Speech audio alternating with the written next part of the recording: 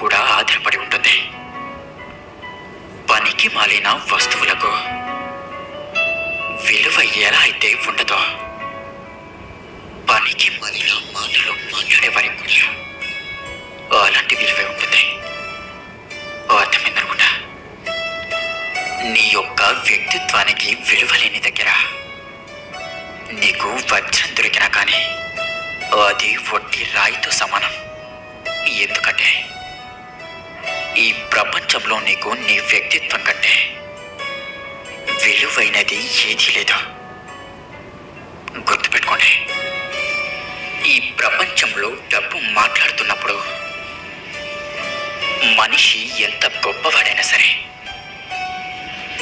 మూగవాడే అయిపోతాడు కదంటారా. అవకాశం అనేది ఆకాశం నుండి ఊడిపడదు.